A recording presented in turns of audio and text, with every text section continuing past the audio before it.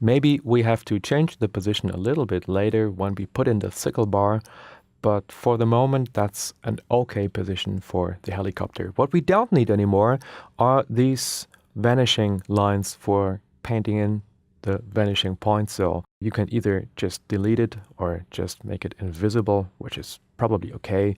If you do so, just call it vanishing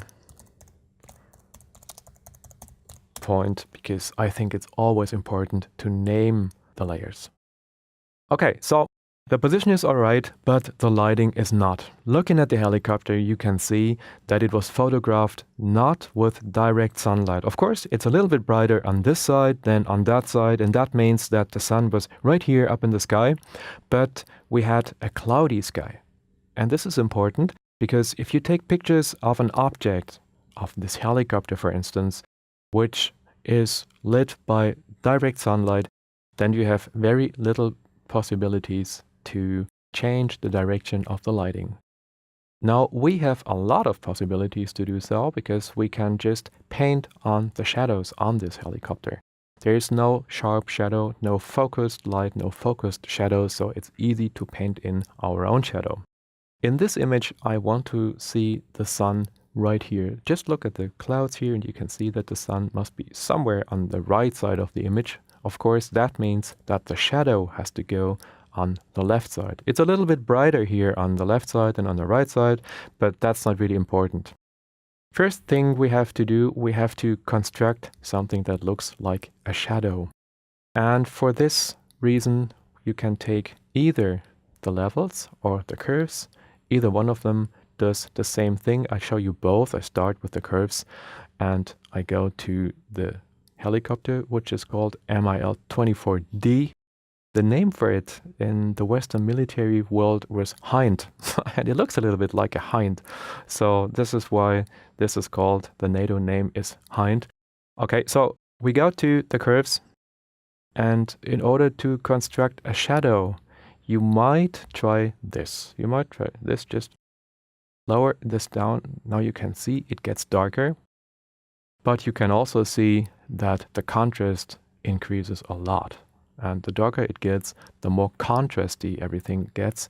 So this is not the way to construct a shadow. I move this out again because we don't want this. If you want to build a shadow with the curves, you have to lower down this point here. And now you see it gets darker, darker, darker, darker, darker, but the contrast does not increase. The darkest shadow would be this, but this is a little bit too much, so we just stay somewhere around here. Something around 120 should do it. Okay, that's what we can do with the curves. But I said I show you the other way too. The other way, you use the levels, not the curves. And using the levels, it's even, I think, a little bit easier. You have, first of all, also the possibility to get it darker, like this, but also to increase the shadows. Even if you use this middle handle, you see that the shadow increases. So that's not what we wanted. We go back to 1. You take this, you lower the lights just like that, and go also to something like 110, 120. We have a correction layer, so we can always adjust this 126 if we want. We can get it darker, we can get it brighter, whatever we want. One thing is really important because we don't want to build a shadow for the whole area. We just want to build it for the helicopter. So of course we need a clipping mask, which is created right here.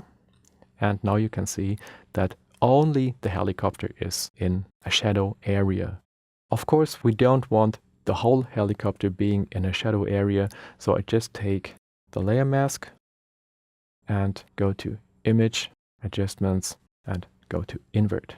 So now everything is gone again.